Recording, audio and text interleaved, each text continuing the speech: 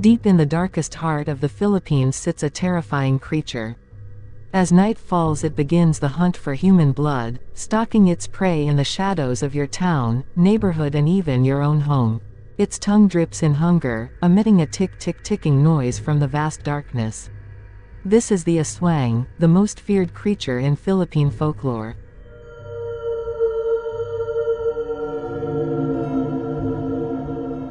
Though today most people only really start thinking about Aswangs while walking through quiet streets alone after dark, some rural communities in the Philippines still believe in these supernatural creatures.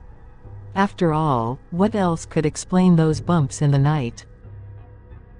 According to Philippine folklore, an Aswang is an evil, shape-shifting creature that shares the grotesque characteristics of werewolves, vampires, and ghouls. It has no consistent image or description because its appearance varies per region.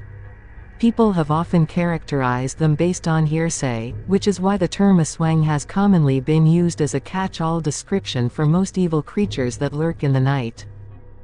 What can be agreed on is how they kill. During daylight hours, Aswangs go incognito, taking on a human form to blend in with regular townspeople, all the while consciously observing who to target next. Most have been associated with women, particularly because of their long, dark hair which they use to cover bloodshot eyes. When night creeps in, they shift into their predatory forms, not to be confused with their true, ghoulish forms, as a large dog, man-sized bird, or a black Siamese cat, waiting for their human prey to be alone before feasting on their flesh and blood. Look directly into a person's eyes, and if your reflection is upside down, then you've just met an Aswang, according to paranormal experts. Another quick way to detect one is through a special oil curated by an albulario, a Filipino witch doctor, which boils when an Aswang is lurking nearby. You've heard the stories of how the CIA used the Aswang lore as part of their cyber operations against the Hukbalahap rebellion in the Philippines. Well, it has been suggested that this wasn't the first time such a strategy had been implemented, not by the Americans, but by Filipino strategists. The tale that keeps appearing in relation to these stories is that of Teniente Gimo from Dueñas, Iloilo, and his attached Aswang urban legend. Several times on the Aswang Project Facebook page, people have mentioned that Gimo used the Aswang stigma to frighten either Americans or the Japanese from entering Dueñas. Stories regarding Teniente Gimo were not popularized until the 1960s. One such story was famously documented by Dr. Maximo D. Ramos in his 1971 study, The Aswang Complex in Philippine Folklore. It is said that in the town of Dueñas, Iloilo, there was a barrio lieutenant by the name of Gimo. Teniente Gimo had a daughter who was a teacher. This teniente was known in the town as an Aswang, but the people didn't have any evidence to prove it. One day his daughter arrived, and she had with her a friend who was also a teacher. When evening came, the guest teacher was not allowed to go home to her own town. She was told to sleep in the house of Teniente Gimo beside his daughter. When midnight came, the lady friend of the teniente's daughter woke up because of a noise downstairs. She went down slowly and she saw a very big kettle with boiling water, and there were the relatives, perhaps, of Teniente Gimo. She heard that she would be killed that night. It was told where she slept, what clothes she had on, and the jewelry she wore. What the lady immediately did was to go upstairs and change everything she wore with those of the daughter of Teniente Gimo, and then ran away. What the teniente had slain he recognized as his daughter. The young lady who ran away went to the police and reported what happened. They arrested the teniente when they found that what the lady teacher reported was true. Next morning the teniente was paraded through the whole town, and they announced to the people that he was an Aswang. Another story of an Aswang encounter: a young woman in her early 20s who grew up in Manila decided to spend summer with her in-laws at a town in the Visayas region. It was her older sister who married and lived with these folks, but her sister passed away recently. The young woman wanted to pay respects to her sister's grave and at the same time get to know her in-laws. And so she traveled to the barrio and was warmly welcomed. Everyone was really happy to see her, especially her sister's daughter, who's almost her age too. Being a Manilena, the young woman dressed differently than the people of the barrio who are conservative and plain. Her distinctive jewelries, watch, earrings and necklace definitely made her stood out. Throughout the day, she noticed that the relatives, although they're very nice to her, they appear to avoid eye contact with her. Even her sister's widower behaves the same way, but they kept on looking at her jewelries and the way she dressed. She also noticed the eerie environment of the house to the point that it is creepy. She was scared at first, but thought that it must be a normal thing in their province. Besides, her niece is not like the older folks and she's all the company needed to erase all her doubts. Night came to the small barrio and everyone was finished in their supper and chores. The young woman could feel the stares of her in-laws while she and her niece were exchanging stories which she finds very uncomfortable. She excused herself and proceeded to the bedroom to rest. Since the house is not that big, she was assigned to share the room with her niece. Before they slept, her sister's daughter asked if she could wear her earrings, necklace and other accessories while they were sleeping, of which she agreed. They closed the lights and bade each other good night. Suddenly, in the middle of the night, she was awakened by the sound of hushed noises and a strong, putrid smell. She felt movement inside the room and knew that someone was there, but continued to pretend to be asleep. Her heart was pounding and she was very afraid. She peeped a bit and saw it was really dark, but she could make out silhouettes of a man and two aging women, although they seemed really different. She almost screamed for help and run away, but not a part of her body could move. Then there was whispering, something about the jewelries and the watch, then inhuman hands tried to feel her wrists and neck. A little later, she felt her sister's daughter, their own child, being lifted away, then everyone was gone from the house. A few minutes later she got up, took her things and ran away as fast as possible. Luckily the next barrio is not too far away and there she waited on the bus station. The next morning when there was daylight, news traveled fast as there was a young lady found dead in the neighboring barrio said to be eaten by Aswangs because most of her insides were missing. She was almost unrecognizable, but they said she wore a lot of jewelries in her body.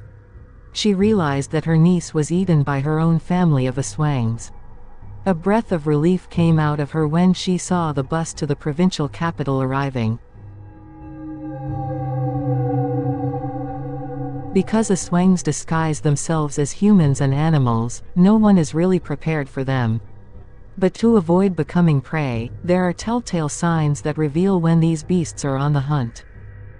When you hear a tick-tick ticking noise from the darkness, that means an Aswang has taken its tick-tick form, signaling it is ready to eat. The softer the noise, the closer the Aswang is to you. Aswangs usually land on a victim's roof, waiting to stretch their long, dripping tongues to get a taste of human prey. In most cases, they pay a visit to every pregnant woman in town, hoping to feed on unborn children. Pregnant women emit a distinct smell that attracts Aswangs, which has historically been used to explain miscarriages or stillbirths in rural parts of the Philippines. After feeding, Aswangs often replace their victims with doppelgangers made from tree trunks or other plant materials. People are then blissfully unaware that these beasts are on a killing spree. Another reason why Filipinos fear Aswangs are because of their ability to pass on their magical powers to someone else. It's a common belief that if an Aswang holds its mouth close to a person's mouth, they too will eventually become one of them. To protect themselves from Aswangs, some Filipinos keep a buntot pagi, which is stingray's tail, to dispel their presence. Salt, garlic, and ginger are said to be effective when it comes to warding off these terrifying creatures, which is convenient considering those are key ingredients in Filipino cooking. Religious artifacts, such as holy water and crucifixes, are also placed near windows in the belief that displaying them ensures no evil beings enter the house. There are also agimets, which is Philippine amulets, which have the power to repel Aswangs. The real history behind the Aswang. The term Aswang originated from the Filipino word, aswang, meaning dog, because the beasts usually take the form of dogs. While these mythical creatures make for a terrifying bedtime story, historian and Professor Anthony Lim provides sociological and scientific explanations behind aswangs. According to Lim, Malay people migrated to the Philippines in the 13th century, bringing with them a set of supernatural beliefs. In Malaysian folklore, they have the penanggal, a beautiful woman, young or old, who attained physical beauty through black magic. The penanggal was a female midwife who made a pact with a demon to gain supernatural powers, and in turn must refrain from eating meat for 40 days. However, the pact was broken and a curse was bestowed upon the penanggal to become a blood-sucking demon.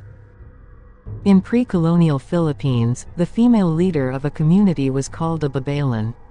Rojas Museum curator Brian Argos says these leaders played an important role in healing the sick and communicating with the spirits. So, when the Spaniards arrived, they spread propaganda about the animist beliefs of the natives to convert them into Catholics. For instance, they attached evil in the doings of a babaylan, which explains why females are often associated with aswangs. As women led a series of political upheavals in Capiz to counter the Spanish government, Argos noted that the Spanish authorities accused them of being aswangs. Hence, the town of Capiz in the Visayas region has often been dubbed the home of aswangs. As to why Filipinos still believe in shape-shifting creatures, strong oral tradition remains a primary factor. These days, aswangs are still used to scare children and they're still being attached to lewd, unexplained acts in some rural communities. Before we go, I just want to tell you about this one more creepy legend about an aswang, and her name is Corazon, ang unang aswang, which means the first aswang. In the 1950s, Corazon, a woman rumored to have been a prostitute during the Second World War, struggles to conceive a child with her devoted husband Daniel while being shunned by neighbors in the village of Magdalena. She becomes pregnant after following advice from a faith healer but gives birth to a stillborn baby, shattering her religious faith, driving her insane and setting her off on a vicious killing spree of village children at night, starting with her devouring the unburied remains of her child. She vanishes into the forest to Daniel's anguish and becomes feral, developing enhanced physical abilities. After Corazon is identified and wounded by one of the villagers after a failed attack, they confront Daniel and demand that he find Corazon.